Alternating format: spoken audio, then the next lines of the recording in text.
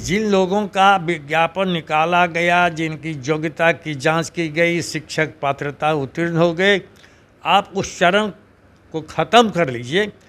7वां चरण के बाद बिहार लोक सेवा आयोग की परीक्षा लीजिए, भर्ती कीजिए, हम लोगों को कोई इतराज़ नहीं। और फिर आपने उस आग में, धधकती आग में घी डाल दी। पहले आपने कहा कि भारत का जो नागरिक होगा और बिहार का स्थायी निवास स्थान जिसका होगा वही योग्य होगा शिक्षक पद की बहाली के लिए। और जाके लालू यादव जी को हमने कहा कि आप माननीय मुख्यमंत्री से बात कीजिए, इसको स्थगित करवाइए और जिन लोगों ने लाठी चलाई है उन पर जांच कीजिए, कार्रवाई करवाइए। और आप उकसा रहे हैं, सरकार ही शिक्षकों को, पुराने और नए को उकसा रही है। रोज रोज परिवर्तन, रोज संशोधन, रोज सपना देख रहे हैं। ये बिहार के नौजवानों के भाग्य भविष्य के साथ खिलवाड़ करना बंद कीजिए माननीय मुख्यमंत्री जी, उप मुख्यमंत्री जी। नमस्कार, मेरा नाम आलोक है। आप लाइव स्ट्रीज देख रहे हैं। बिहार में नई शिक्षा नियमावली के लागू होने के बाद अब जब बीपीएससी के माध्यम से 1,70,000 पदों पर शिक्षकों की बहाली होगी, फॉर्म भरने की जो प्रक्रिया है वो शुरू कर दी गई है। लेकिन डोमिसाइल नीति जो खत्म की गई, यानी कि अन्य राज्यों के लोग भी अब बिहार में आकर शिक्षक बन सकते हैं। क्या बिहार में इतने काबिलियत वाले लोग नहीं हैं, इतने काबिल लोग नहीं हैं, इतने जानकार लोग नहीं हैं, या इतने पढ़े लिखे लोग नहीं हैं? क्यों आखिर अन्य राज्यों के लिए भी बिहार को दरवाजे अपने खोलने पड़े? हमारे साथ शत्रुघ्न प्रसाद सिंह हैं, वरिष्ठ नेता हैं, पूर्व सांसद रहे हैं और बिहार माध्यमिक शिक्षक संघ के एक मजबूत स्तंभ हैं। कल राजद सुप्रीमो लालू प्रसाद से भी आपकी मुलाकात हुई है, देर शाम को हम तस्वीरें देख भी रहे हैं। क्या कहा? लगभग मेरी जो जानकारी है लगभग 15 साल के बाद आपकी भेंट हुई है। हाँ, तो आपकी सही जानकारी है। कल जो गांधी मैदान से डाक बंगला चौक तक जो नौजवान शिक्षक अभ्यर्थियों के साथ बिहार सरकार की पुलिस ने जो ज्यादती की, इसकी जितनी भी निंदा की जाए वह कम है। उनका क्या कहना है, वे तो 4 साल से इंतज़ार कर रहे हैं और मुख्यमंत्री ने खुली आम सभा में घोषणा की थी कि जल्दी हम इनका नियोजन करने वाले हैं। माननीय मुख्यमंत्री, माननीय शिक्षा मंत्री ने आश्वासन दिया था। तो अचानक रात सपना देखा और सवेरे फिर कहा कि फिर एक परीक्षा और बिहार लोक सेवा आयोग से परीक्षा देनी होगी। तो सबसे ज़्यादा गुस्सा इन शिक्षक अभ्यर्थियों में, जो आपने बिहार लोक सेवा आयोग की परीक्षा का बोझ लाद दिया, जो वे नियुक्ति पत्र पाने आतुर थे, यह उनके प्रति घोर अन्याय हुआ। आपको लगता है कि ये गुस्सा जो सड़कों पर दिख रहा है वो जायज़ है? हाँ, जायज़ है और हम लोगों ने शुरू से उसका समर्थन किया है कि जिन लोगों का विज्ञापन निकाला गया, जिनकी योग्यता की जांच की गई, शिक्षक पात्रता उत्तीर्ण हो गए, आप उस चरण को ख़त्म कर लीजिए। 7वां चरण के बाद बिहार लोक सेवा आयोग की परीक्षा लीजिए, भर्ती कीजिए, हम लोगों को कोई इतराज़ नहीं।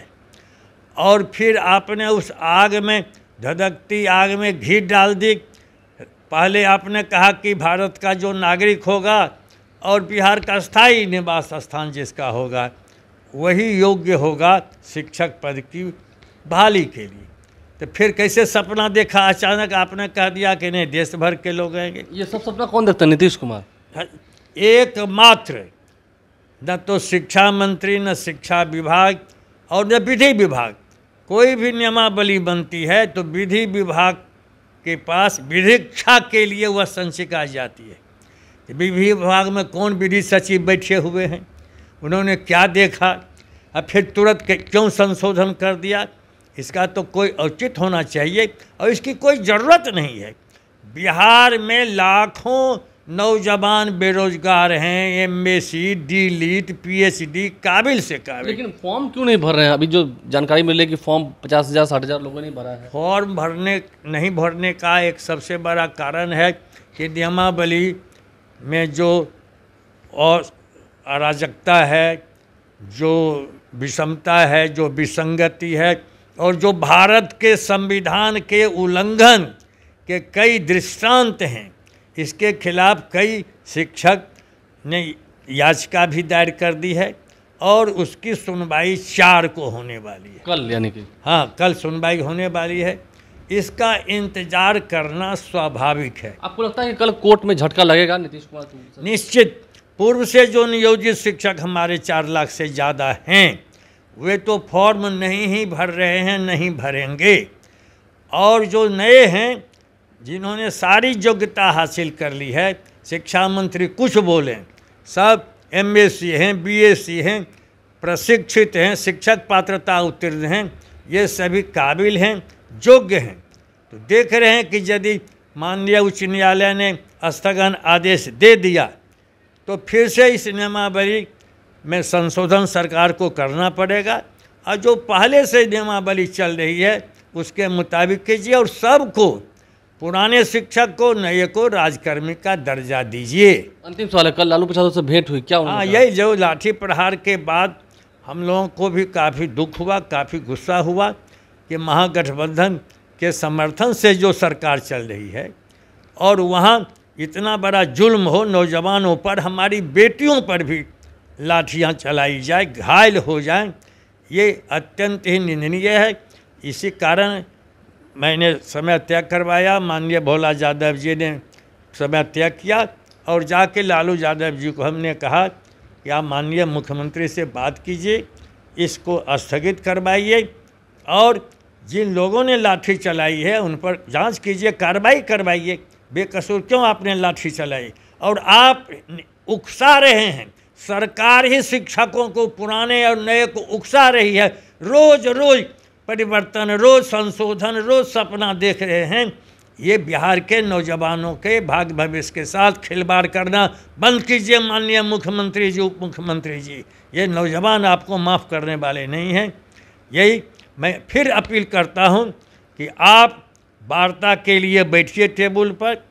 गंभीर से गंभीर समस्याओं का समाधान बातचीत से होता है और मत बैठिए राजकर्मी का दर्जा आप दे दीजिए और उनका जो अभी तक का जो आपने जो उनकी जो प्रक्रिया तय की है उनको बहाली कीजिए और आगे के चरण में लोक सेवा आयोग से, बिहार लोक सेवा आयोग से परीक्षा लीजिए, हम उसका स्वागत करेंगे। देखिए क्या बात है, बातें कहाँ बिगड़ रही हैं, बातें कहाँ बनते बनते रह जा रही हैं। ये तमाम बातें शत्रुघ्न प्रसाद सिंह जो कि वरिष्ठ नेता हैं, हम कह सकें बिहार की शिक्षा व्यवस्था के लिए अगर हम कहें तो शत्रुघ्न प्रसाद सिंह जो हैं वो इंसाइक्लोपीडिया है, सबसे ज़्यादा अनुभवी हैं, जानकार हैं और उन्होंने अपने अनुभव के हिसाब से क्या कहा। कल हाईकोर्ट में स्टे भी लग सकता है।